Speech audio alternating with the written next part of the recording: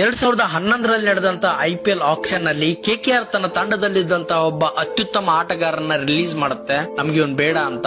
Unfortunately ಆ ಒಂದು ಆಟಗಾರರನ್ನ ಯಾವುದೇ ಒಂದು ಟೀಮ್ ಕೂಡ ಬೈ ಮಾಡೋದಿಲ್ಲ. ಅವನು ಅನ್ಸೋಲ್ಡ್ ಆಗಿ ತಮ್ಮ ದೇಶಕ್ಕೆ ಮತ್ತೆ ಮರಳಿ ಹೋಗ್ತಾನೆ. ಆ ಸೀಸನ್ ನಲ್ಲಿ RCB ತನ್ನ ಮೊದಲ 5 ಪಂದ್ಯಗಳಲ್ಲಿ ಕೇವಲ ಒಂದೇ ಪಂದ್ಯವನ್ನ ಗೆದ್ದಿರುತ್ತೆ.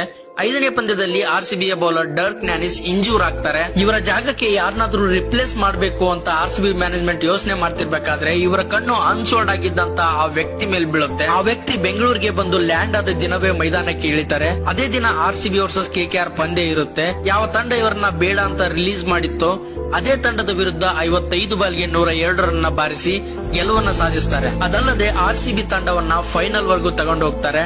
ಅನ್ಫಾರ್ಚುನೇಟ್ಲಿ ನಾವು ಫೈನಲ್ ಗೆಲ್ಲೋದಿಲ್ಲ. ಆ ಸೀಸನ್ ನಲ್ಲಿ 608 ರನ್ ಅನ್ನ ಕಲೆ ಹಾಕುವುದರ ಮೂಲಕ ಆರೆಂಜ್ ಕ್ಯಾಪ್ ಹೋಲ್ಡರ್ ಕೂಡ ಆಗ್ತಾರೆ. ಆ ವ್ಯಕ್ತಿ ಬೇರೆ ಯಾರು ಅಲ್ಲ, ಕನ್ನಡಿಗರ ನೆಚ್ಚಿನ ಆಟಗಾರ ಕ್ರಿಸ್ ಗೇಲ್.